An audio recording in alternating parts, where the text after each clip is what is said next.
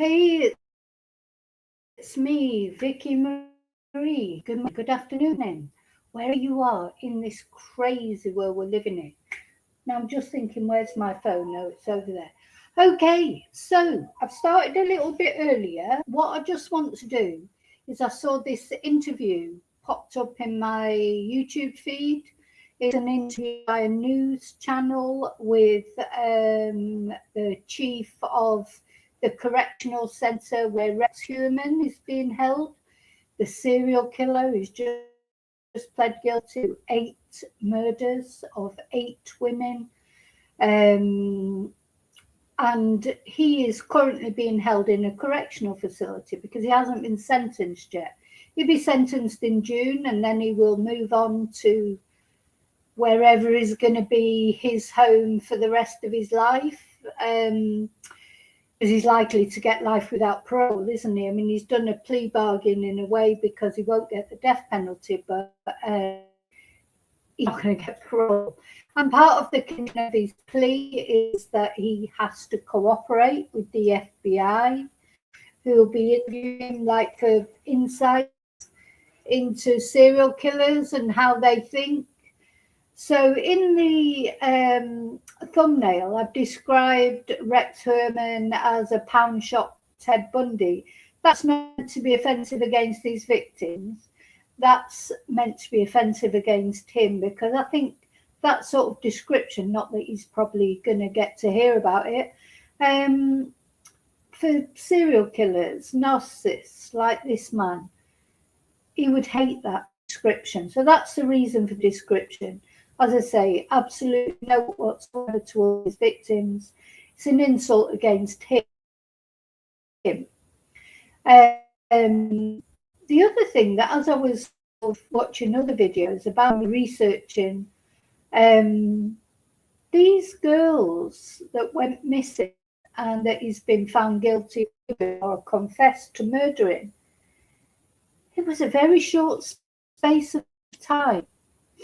It was only over a couple of years. Now, this man, he is 62 years old. I just don't believe. Is this a picture of him that I've got here to put up?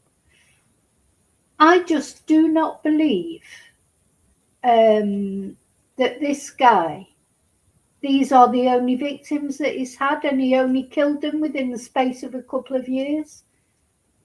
Where's all his other victims? He's probably had quite a few victims.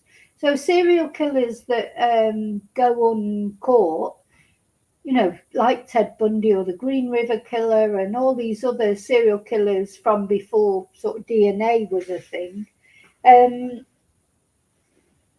you know, their victims are in the over 50 or, you know, even in the hundreds, really. I mean, the most prolific serial killer, I think, is Harold Shipman. He was a doctor, wasn't he, in the UK? He was prolific in killing his patients. And of course, he got away with it and had so many victims because nobody ever suspected a doctor. Now, I believe there's a lot more victims of Rex Heuermann. I don't believe that he killed these 8 women, only these 8 women, and within a couple of years span. When he's a 62-year-old man, I mean, when did he start killing? You know, these are the things I suppose the FBI maybe will be trying to ask him. When was his first kill? You know, what led him to it? What were the impulses? When did he first know that he had this impulse to kill? Because in the meantime, of course, he got married. He had a daughter. He got married to a woman who already had a son. You know, he's a family man, a successful architect in New York. You know, he is one of those who walk amongst us. Nobody suspected, not only his wife, his daughter, or his adopted son. Nobody suspected, none of his neighbours. I mean, they thought he was quiet, I believe. He didn't really neighbour much, but that's your perfect neighbour, isn't it? You don't, you know, you shouldn't neighbour too much because it always seems to go wrong, doesn't it? But I just don't believe Of course, 4 of these girls were found on Gilgo Beach, the Gilgo 4, and then the other 4, 2 had already been murdered, but they were only linked up later.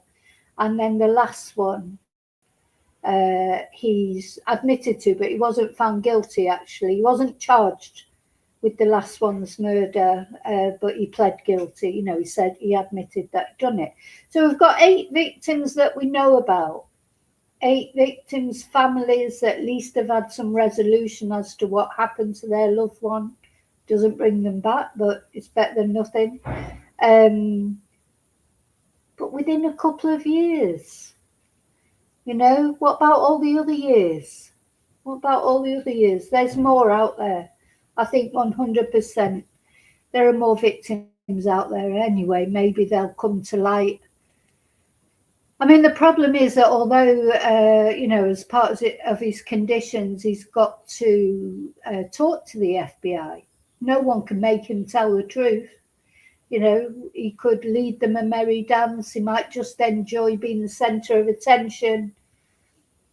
Now, why? That's the other reason why I found this interview that we're going to look at in a minute so interesting, because it gives us an insight into him as a person.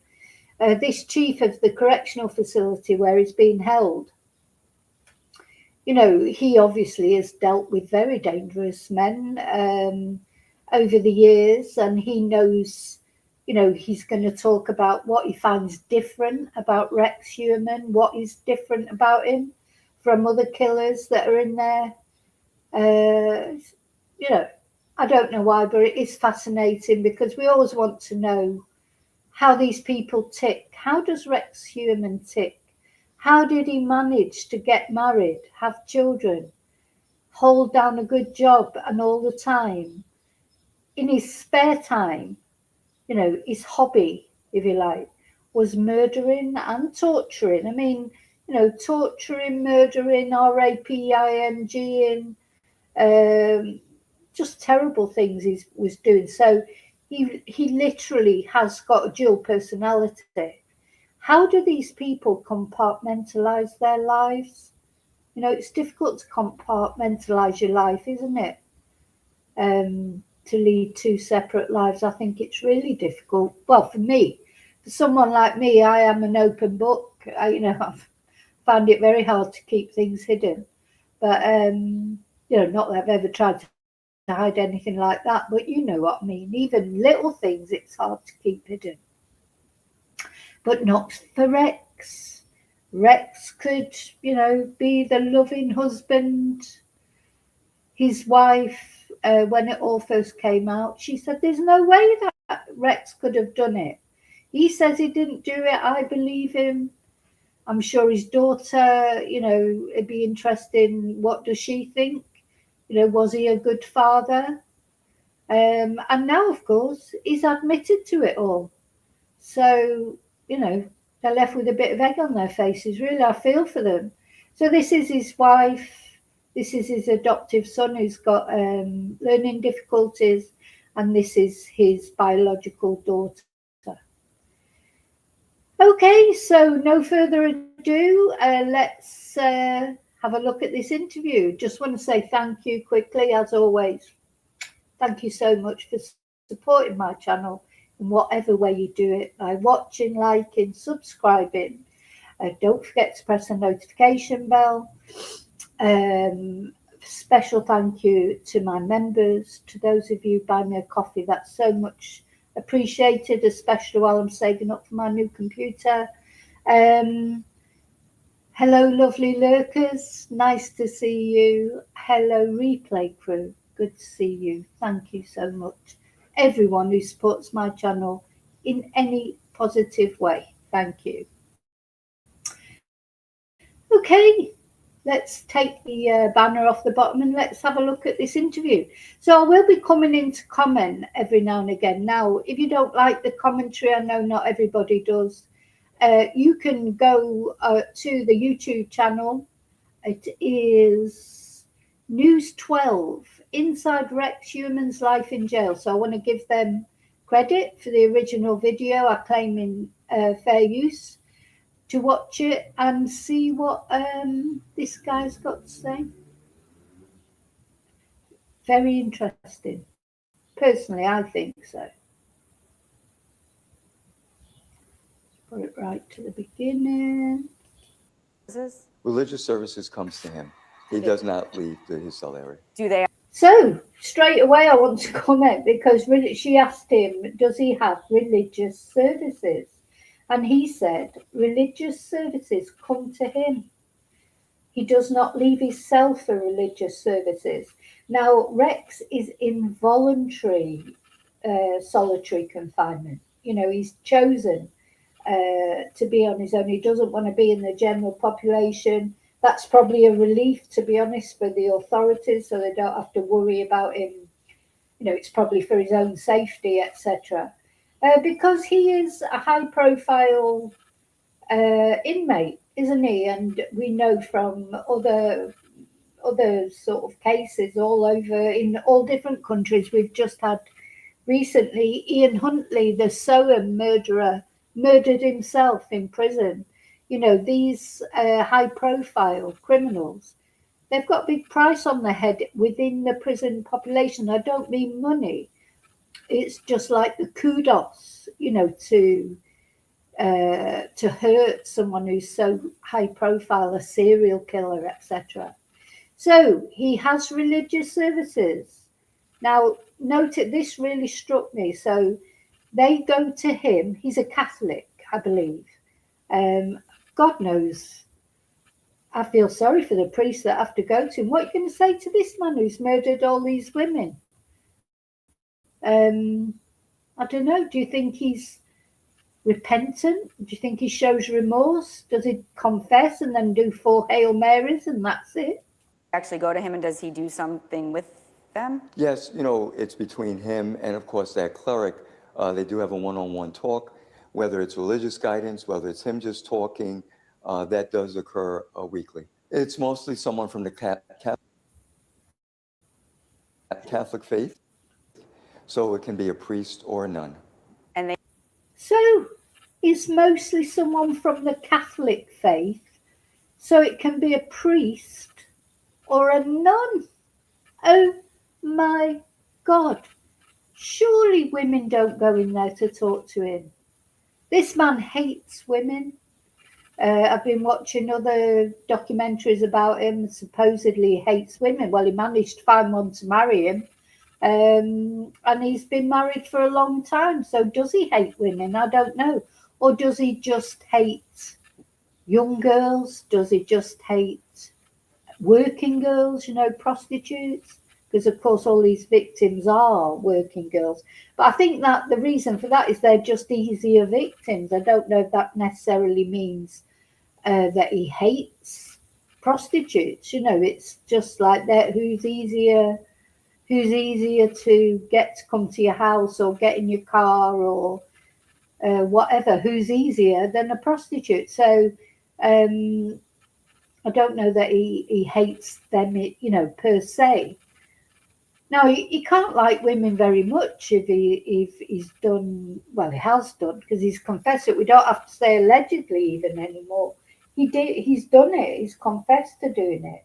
So he can't hold women in very high regard, can he, for what he's done to them? You know, his sadistic fantasies, and he's tortured them. He's done terrible things. So imagine a nun going in there. When I heard that, I was like, what? Normally a priest or a nun. Surely they would not allow a nun to go in there with him. Surely would not allow to be in the company of a woman. Anyway. They meet with Rex Heuermann once a week. Once a week, that's correct. Does he identify as Catholic? Is that why it's a Catholic person? No, that's just the person he chooses. He can have a Protestant, but he's chose a Catholic. He's never expressed to us what his religious affiliation is. Are there inmates who don't, I'm assuming there are inmates who don't meet with religious people, like that's his choice? That is his choice. For the rest of the population, they will all come to the chapel, and that's where they will congregate. And the chapel is used universally for any religious organization. But because he's separate from the rest of the population, they come to him. Is that? Well, yes, that's it. And the biggest reason too is we want to minimize the risk of him being moved throughout the facility for any congregate services and housing area. But he could. So, so inside of his housing area, so maybe not inside of his particular cell, but he's in a specific housing area. He said there, we want to minimize the risk of moving him around the prison. Every time they move him around the prison, of course, there's a chance somebody might attack him. There's also a chance he might attack somebody else. I mean, he's a big guy. You know, he'd take some subduing, wouldn't he? You know, he's huge, tall, he's big, he's put on a lot of weight while he was big before he went into prison, but he's put on even more weight since he went into prison. So he's not the easiest prisoner to subdue if he should decide, you know, to get aggressive. This guy, listening to this guy talk, it's so interesting because he can't wait for him to get sentenced and get moved somewhere else. You can just see that. He actually says that later. He's looking forward to the day when he hasn't got Rex Heuermann in his facility because it just causes so many more problems. I mean, his job is not an easy one as it is. You know, controlling a load of violent prisoners is not an easy job, whatever. But when you've got someone like Rex Heuermann in there, it just causes so many more problems, doesn't it? Choose, you know, not to meet. This is something he wished for. Like That's correct. He can choose not to meet with the person on that particular day, or he can change and say, I want to meet with a Protestant or a Muslim. I imagine they're bound by their, you know, faith to not talk about it. That's correct. There's a conflict. I imagine you don't know. No, I do not know what they're speaking about, nor am I really interested. What has he read? So and the second one is West Wind. So those are the two books that he most recently has taken out. You know, he's an avid reader because he's always taking out books. So, you know, he's not uneducated. He's very well, you know, well versed, but not going to carry on a lengthy conversation you're doing, and that's about it. Does he go to the law library? Yes, he does. And because of the judge's order, we provided a laptop so he can in his case. So does he go to the law library daily? Or is he allowed to even go daily? So he can go to the law library daily. And as I mentioned earlier, everything has to stop for him to participate in law library, get what he needs to get, and then escort him back to his cell area. Yeah, everything has to stop. So he's got a laptop. You'll see later he says he is allowed some internet access, but only to send emails to his family and things like that. He's not allowed free internet access. He goes to the law library. He's an avid reader. But everything has to stop when he wants to go to the library or anywhere because they have to accompany him there and back. You know, he's not in the general prison population just allowed to wander around, is he? Quite a long history of dealing with inmates, and I think a lot of our viewers know that. But for those who don't, you could bring your history into this. But how does Rex Heuermann compare to other inmates you've encountered over the years? You know, I started my career on Rikers Island in 1982 and have the opportunity to supervise individuals like John Gotti or the 4 individuals that killed New York City police officer Edward Byrne, Robert Chambers, Bernard Getz, you know, many high-profile individuals in our New York City system. And I can tell you the one thing that's different about Rex Heuermann than all those individuals is that at some point I did see some despair in those individuals when they were in their cells. Yet every single time I've walked into that housing area and toured and saw Rex Heuermann, there seemed like there wasn't a care in the world and also a little bit of smugness about his demeanor. Well, he came over as very smug, didn't he, when he was giving his pleas, pleading guilty to all those. He looks smug. He just did. And he's saying he's never seen him despairing at all. He's just like he hasn't got a care in the world. I suppose that's psychopathic behaviour, isn't it? He's just going with the flow. Gosh, it's... I don't know what we expect when we look at these people. I'm thinking, what am I expecting from him? You want him to show some emotion, to show some remorse, to feel sorry about what he did to these girls. He's not sorry, is he? It's like, sorry, not sorry. Maybe he's sorry that he's in prison, but he doesn't even seem that sorry about that, really. He's just sort of, oh, well, it's like he's got no feelings.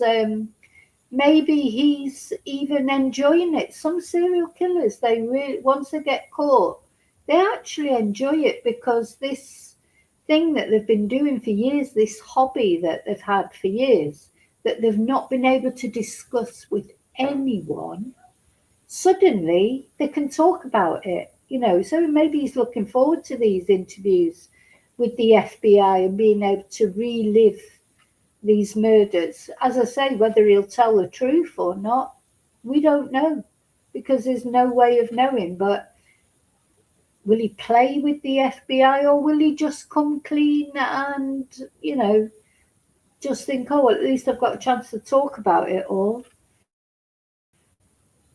It's just, they really are. They are fascinating, because we cannot... Well, to me, I know it sounds awful. I don't mean that in a way that I respect him or admire him.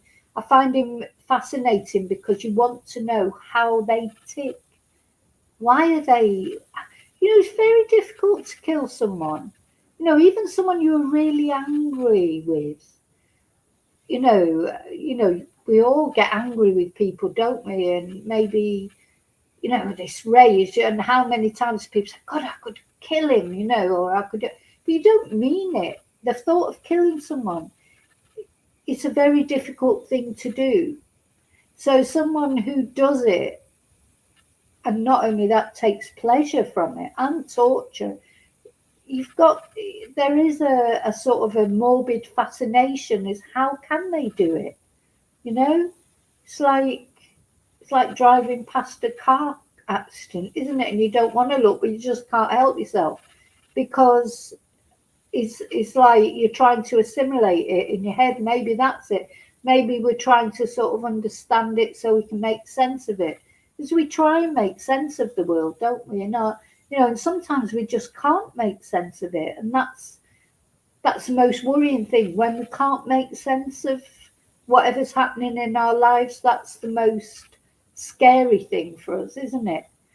So Rex Heuermann, what insights is he going to be able to give the FBI, I wonder? Really? So most of the other ones you saw something, whereas here, completely different. Yes, even when he first came into our custody, it wasn't like he had his head on the bars or leaning against the wall in his cell, or had his head in his hands as he sat on his bunk, showing some emotion, strictly emotionless. How did you react to that? Were you surprised? Well, not surprised, because, I've been dealing with a criminal element my entire life, but thought it was very unusual that he didn't seem like he was fazed by anything that was going on. Even when we had to move him from his cell to, say, our medical unit, and everything is stopped, as he's trained, he looked like he liked this attention that he was getting inside of our facility. Do you see him as your most notorious prisoner who's ever really... I agree. I think, well, he's the expert, and that, but it makes perfect sense to me. I think Rex Heuermann is enjoying it. I thought that when he was in court. He said, "Yes, Your Honour, yes, Your Honour," smug look on his face, just agreeing with everything. He was almost prissy, wasn't he? It was like, oh yeah, going along, being, respectful to the judge, etc. I think he's smug as well, personally, because I think he knows he's got a lot more to tell. And I think he's going to release that information bit by bit about other victims. He's not going to just, serial killers don't just sit down and say, oh, by the way, here's another 20 victims, put 20 families out their misery. No, he's going to release one, and then it's going to be, well, do you want another one? Do you want, oh, well, come back next week and maybe I'll have another one for you. He'll dangle them. He'll dangle his victims like carrots in front of the FBI because he'll get some pleasure out of that, won't he? That's what I think anyway.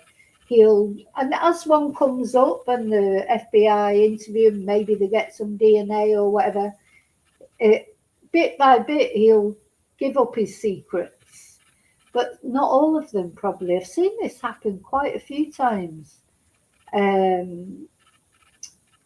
It's like they give up what they have to give up, and they enjoy talking about their victims. They enjoy it. He's got no more victims to come, has he? So he'll enjoy talking about the ones that he's already killed, because that's the only vicarious pleasure he'll be getting now. He'll enjoy talking about them, reliving it. And don't forget, this is a man who also phoned the families of his victims. Obviously not saying who he was, but, baited them and said, the sister of one of his victims, the family, he's a sadist. He enjoys inflicting pain on people. And if he can't inflict pain as in actually go out and find a victim and torture and kill them like he did before, he'll inflict pain in a different way, to the families, making them, saying horrible things. Everything he does will be calculated for his own pleasure, not because he feels sorry for the victim's family. Now, what's going to be very interesting is when it comes to his sentencing, his lawyer has said he's going to make a statement. What is he going to say, I wonder? He's going to have to sit there and listen to the victim impact statements, which will be very emotional, of course, as they are. What is he going to say? What can he possibly say?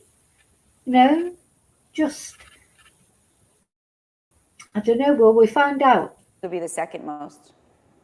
Probably the 4 killers of police officer Edward Byrne, because it was an assassination attempt. And then third would be John Gotti. Sheriff, can you take us through a day in Rex Heuermann's life? He'll eat breakfast, depending on what's on the menu for that particular day, which everybody served the same thing he would get. And then there are various services throughout the day, whether it's religious services or mental health staff coming in to visit him, recreation, law library. He can take out books, if he chooses to do so. And then he'll be fed lunch. And then if there's anyone's coming to visit him, he would go on a visit, return back to his cell, and then the day would really conclude with dinner and him being in his cell watching TV. That sounds like my day, really.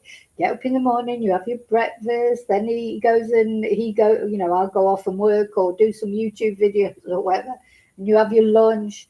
Then he has his religious services. I mean, it's not a bad life, really, is it? Do you know what I mean? I know he's not free, but when you think about it, he's going to have a routine.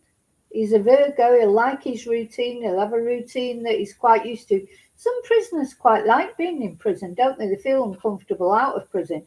The only thing he can't do, of course, is he can't go out and do these murders that he did. But he can talk about. He's going to be talking about them. It's interesting, isn't it? I wonder. And these serial killers that are kept in prison, like Ed Kemper, he's still alive. He's been in prison forever. They live for years because they're cosseted. They've got the best medical treatment. They've got, all right, they've not got their freedom, but they've got everything they need. He's got the telly. He's got, he's got his visits. But I don't know who's visiting him. She's asking now. We'll see what he says, but he probably can't say who's coming. But I don't know if his wife's visiting him. if his daughter's visiting him. You know, sometimes you get these serial killer groupies, don't you, that want to come and visit him. I mean, I don't know what the criteria is for a visit. Probably people request a visit, and maybe sometimes he refuses a visit. Maybe sometimes the police refuse a visitor. He'll probably explain a bit more about it now. Attempted to come but weren't let in. Anything you could tell us about visits? Sure. So he's had approximately 150 visits since he's been in our custody. Of course, he's had his attorney, other come and speak to him, his family, you know, his wife and his daughter, and other friends that have come and seen him. What about people trying to see him? Have you had, I think there are times where media was showing up, you know? Well, there has been media trying to come in and see him, outside people. You know, interesting, the first people that tried to visit him was Christopher Loeb. And if you remember, Christopher Maher of the Suffolk County Police Department. He truth missing in court. Did something happen here, or was he always like that? From what I understand, it did not happen here. How would you describe him, other than what you said when you first saw him and how he just, you know, looked smug? I mean, you know, this is a man who just admitted to killing 8 women, pleaded guilty to 7 officially. How would you describe him? At times, I think for something, and necessarily he's really looking at your whole person, whether how you're conducting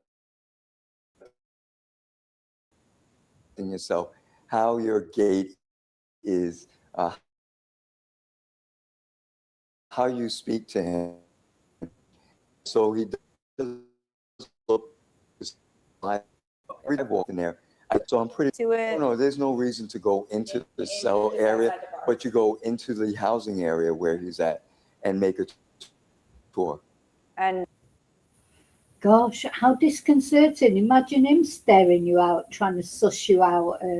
I mean, he's got very, this is something that sort of I do think of a lot, is those poor girls. You know, if you look, imagine this being the last thing that you see. And they were probably begging to be released and, you know, to be set free. And he's just looking at them like cold, distant. He knew he was going to kill them. He said that he strangled them all. You know, that's the pleasure that he gets. Imagine him looking at you. That's the last thing you see on this planet.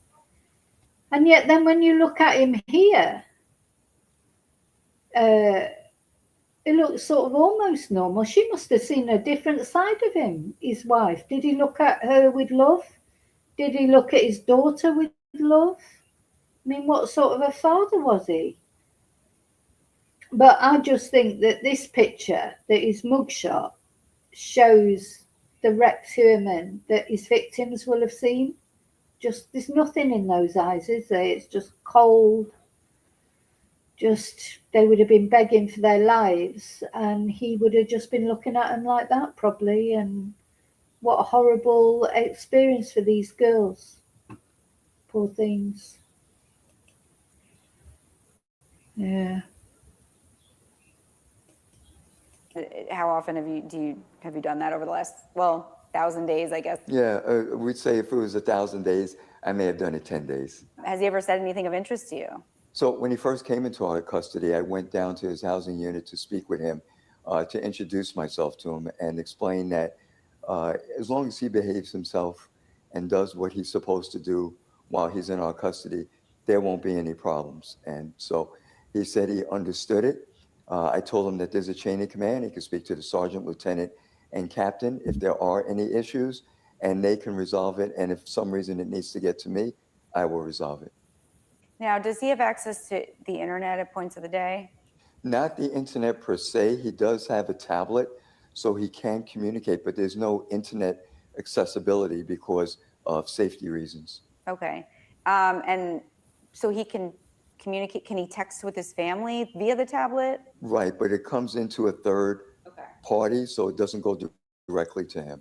So it's monitored. Correct. I wanted to talk about the mail and the amount he gets. Is it from mostly New York, around the country, the world? How can you sort of sum up the mail? So he doesn't get a lot of mail, but we have seen quite a bit of incarcerated individuals throughout the country, especially one in Oregon, that seem to want to communicate with him. The inmates here can watch. Yeah, so, gosh, because there's always a load of serial killer wannabes, isn't there, that contact these serial killers. As I say, a lot, if it's a man, there's a load of women always try and contact them. A lot of women, for some unknown reason, fall in love with these killers, don't they? Ted Bundy, he had loads of women. Well, he got married, didn't he, while he was in prison, and he actually conceived a child somehow while he was actually in prison with his wife, Carol. So obviously the officers, the prison officers or whatever, were turning a blind eye and letting him, have conjugal relations with his wife, Carol. I think about her quite a lot because Carol, Ted Bundy's wife, who he proposed to on the stand, and the judge married them. I mean, that's surreal, really, when you think about it. As he's going through his court case, for killing all those girls, she believed him that he was innocent, and that he proposed to her when she was on the stand, and she said yes, and the judge married them there and then. And then, as I say, he actually went on to conceive a child with her, Rose. Who knows what's happened to that girl now? She'd be an adult now, of course. I wonder if she knows her father was Ted Bundy. Anyway, nobody knows who she is, or she's never, spoken out or anything. Anyway, Carol, Ted Bundy's wife, she believed he was innocent. She stuck up for him all the way through his trial. And then, of course, same as his mother did. And then, of course, just before he was going to be executed, he confessed to all of these killings and many more that he don't. So I wonder what Carol thought then. Carol Bundy stuck up for him for all those years, and then he then confessed. And she actually ended up getting Alzheimer's, and she died in a care home of Alzheimer's, I suppose, and combination of Alzheimer's and old age. I presume her daughter Rose went to visit her. We don't know what happened to Rose Bundy. But yes, so many people that will, and then you've got like people like Ed Kemper, lots of other serial killers that they've always got their groupies. The Night Stalker Richard Ramirez, he got married while he was in prison. Levi Belfield in the UK, he's got married, hasn't he? Entered into a civil partnership. What is wrong with these women? I mean, are they absolutely crackers or what? Anyway, so yeah, I'm sure he'll have lots of pen pals, not only women, probably men, wannabe serial killers who, think he's brilliant, what he's done, it's great, fantastic. They'll get all these wackadoodles, won't they, trying to contact him. And, makes you wonder, should they be allowed to? Or, I suppose he'd then stand up and say it was against his, rights as an American or whatever, if he wasn't allowed to have contact with these mad people. But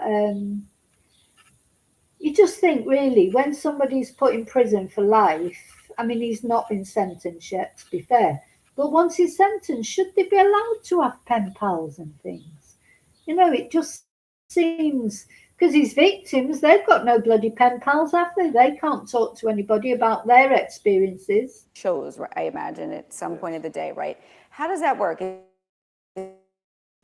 it TV? Is it movies? Can you talk about that? Sure. So in every housing area, there's a TV. He can watch the news or watch a show on TV. So how does it work? Because he's by himself, but can he see the TV and other people can see the same TV? Right. So generally, a TV is for the housing area, not for the individual. He does not have an individual TV for him. But he won't mix with other people, though, when watching it, right? No, because the way the TV is situated, it is outside the cell area that everyone in that housing area can view from their cells. What does he watch? It's well, you know what? It's a concession of what all the individuals in that housing area want to watch. So it could be the news, it could be a TV show. It all depends on what they want to watch. And how many of them are there in his particular housing area? Generally up to 5 people. And then what is the term you use for him being alone? Right. So he's involuntary. So 5 people in his housing area that he's sharing the TV with. God, it must be, I wonder how he feels watching himself on the news. Because, you know, this case, of course, it's taken a long, long time to solve this case of the Gilgo Beach serial killer, the Long Island serial killer. You know, it's gone on for years and years. I mean, I wonder if Rex, you know, has been watching the news for years. He might have even watched a video I've done about him. Or, you know, I would imagine someone like him, he's avidly, when he could use internet freely, I expect he was avidly looking for, you know, videos about himself, because he's self-obsessed, isn't he? But how strange it, so he can't do that now. He can't sort of, he can't surf the internet and look up YouTube videos about himself. But if he's watching the news, he's going to come up on the news, isn't he? That's surreal, isn't it, really? Segregation, which means that he chose to be segregated on a volunteer basis away from the rest of the inmate population. And we do that because certain individuals, either because of their crime or fearful of their own harm, some sort of harm. Yeah, so he chose to be segregated. They will want to be in voluntary segregation. So, and he hasn't broken any rules here. He's been a good, for lack of a better word, but he's... So inside jail, which most individuals are, he's a model citizen. Does that surprise you? No, because all of his crimes that he pled guilty to were against females. Yeah. And so I don't think that he's going to challenge a male. Does he buy anything of interest from a commissary? You know, basically he purchases the candy, the snacks that everybody else. And I think, you know, one person asked me about his weight gain, and I would attribute it to his commissary because it's definitely not the food that we serve here. Does he exercise? It's not the food we serve here. Yeah, so the commissary obviously is everything, isn't it? To prisoners, it's probably the only, you know, that's one of the most exciting things that they get, isn't it? To choose like some nice stuff from the commissary. Now, I think that Rex Heuermann, he's quite well off, isn't he? You know, he's had a successful career as an architect. I don't know what his bank balance is like, but I just get the feeling that, you know, his wife will be sending him money and things like that. You know, I don't think he's going to be short of money to buy sweets from the commissary, is he? Or snacks, etc. I mean, we saw that with Stefan Stearns. Remember those phone calls from Stefan Stearns to his parents? He was always asking, the murderer of Madeleine Soto, he was always asking them to put money in his commissary, wasn't he? So he could buy treats and things like that. But, you know, so he's put on weight while he's been in there, and this guy is saying it must be because of what he's had from the commissary, because it's definitely not because of the food we serve here. So I would imagine that the food they serve is basic, but, you know, they've got a burden of care, haven't they, for their prisoners, and they'll have to provide them with nutritious food. It might not be very tasty or very nice, but it's probably quite balanced. So otherwise it'd be offending their, you know, civil rights or whatever. Again, they're victims. They're never going to be eating anything again, are they? So nice or otherwise. So, you know, but what can you do? You can't just stick them in a cell with bread and water, can you, I suppose? But having said that, why not? sometimes I think maybe that's what they should do. His exercise really consists of him doing laps in a yard-like setting. He doesn't play basketball, do push-ups, pull-ups, or dips, or anything like that. Has he ever done anything weird to any? He's been totally compliant, and I think part of that is because he's around men. Yeah. Yes. Yeah, because he's not going to challenge men because he's a coward. You know, with those women that he picked as well. Remember, he picked like very tiny, petite women because they're easier to control. I think that's probably the reason. He's a great big hulk of a man, and so he chose sort of girls, you know, that were short, 5 foot or under even. He's not going to challenge a man. But this is what worried me when he said earlier, right at the start of this video, that it might be a nun who goes in to see him. Oh, God, I wouldn't want to, you know, if you were a nun, God, you wouldn't want to go in and see Rex Heuermann, would you? Though I expect they're not left alone with him, I expect. Cause we purposely said we were not going to put any female correction officers in that housing area. Why? Well, that's his modus operandi, and who knows if what he would do, what could be a potential trigger. So we made sure all men, and men will be able to handle themselves against him. He's a big man, but I don't think he's a fighter. He's a big man, but I don't think he's a fighter. And of course, most correctional officers are big men, aren't they? He's a big guy, isn't he? You can see he's tall, powerful guy. I mean, he's now the chief there. But, you know, I expect most of the correctional officers are quite big guys, and maybe even the women, you know, they can handle themselves, of course.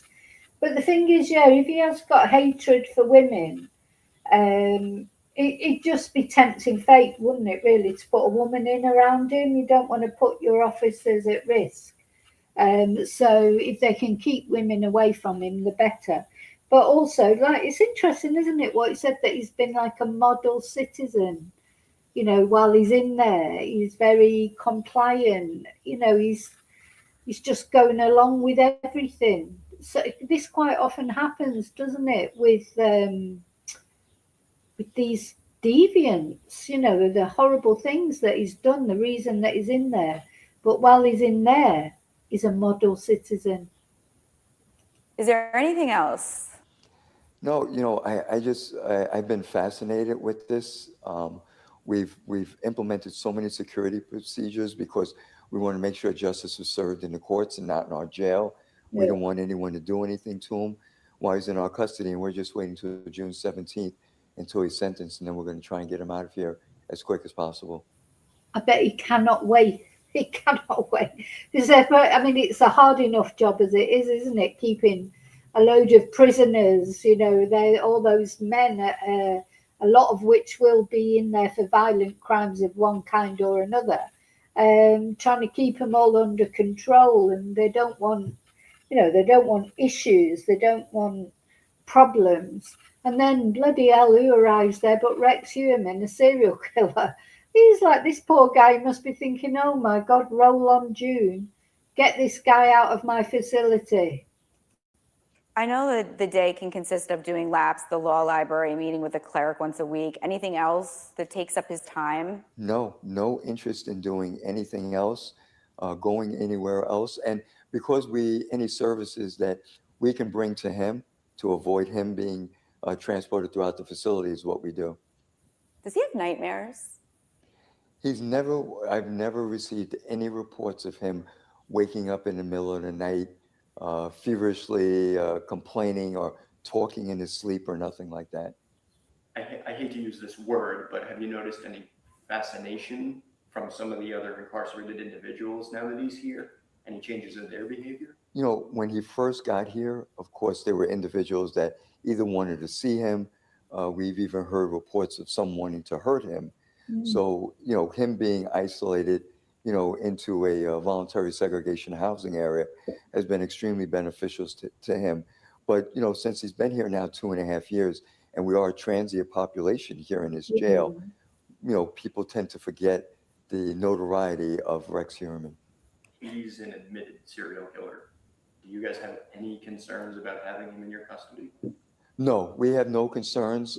We have constant watch over him to make sure that nothing can happen to him. And more importantly, we just want to get, as I said, to June 17th, where he is sentenced, and we can get him to a state facility as soon as possible. Okay. Why do I get the feeling that he's got a calendar on his wall and he's just, marking off the days?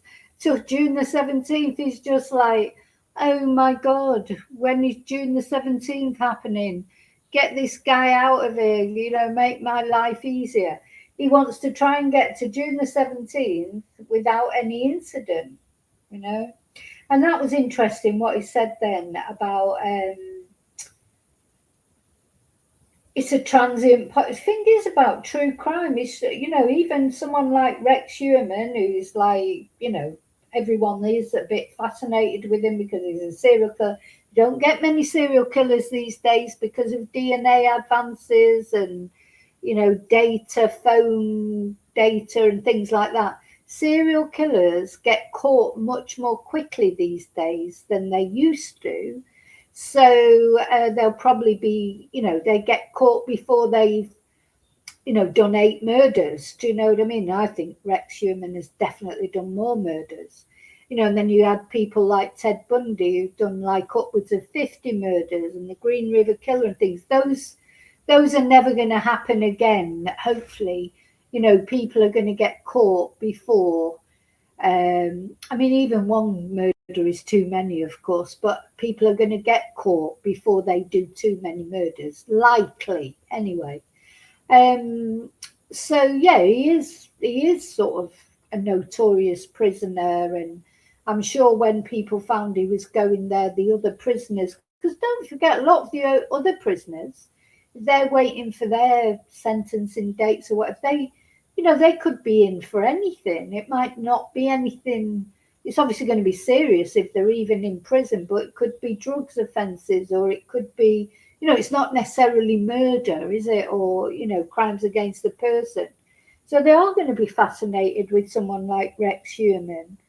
But the thing about true crime is there's always another crime worse coming. Today everyone's talking about Rex Heuermann, but in 5 years or whatever, people won't be talking about Rex Heuermann, not the same. I mean, I'm not saying they'll never be talking about him. I think that's what he's going to do with these interviews with the FBI. That's how he'll keep his name alive. Because for people like Rex, it's important that they're talked about, to them, because they're complete narcissists. All he'll really care about is his own crimes and living vicariously through talking about the crimes, because he can't do any more crimes. But so how he'll get his jollies, he'll be talking about them, and he'll keep it up as long as he can. He'll keep it up as long as he can, as long as anyone wants to listen to him. He'll talk about it. He'll enjoy it. Maybe release a victim here and there, a name of a victim, tease the police a bit, tease the families a bit. But he won't always be in the news as much as he is at the moment, because, of course, it's a case of the moment. But in 5 years, there'll be another case. There'll be another true crime thing that people are talking about.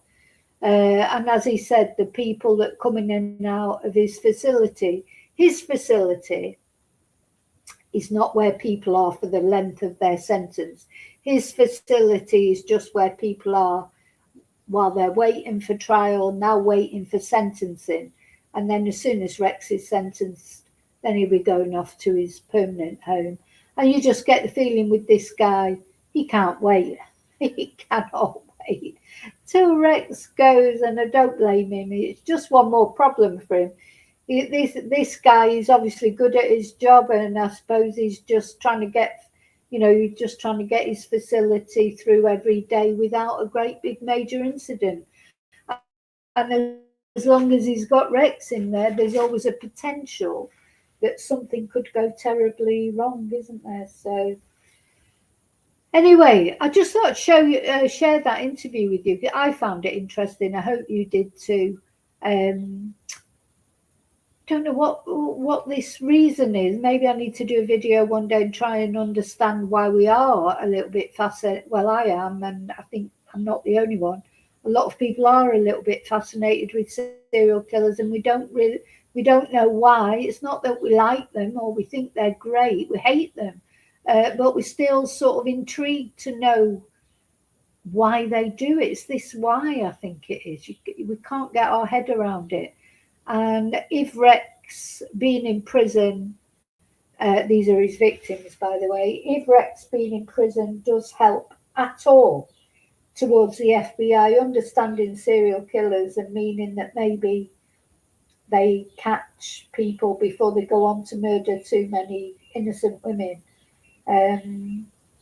or men, of course, not all serial killers kill women, sometimes they kill men. I do think that gets ignored a bit sometimes.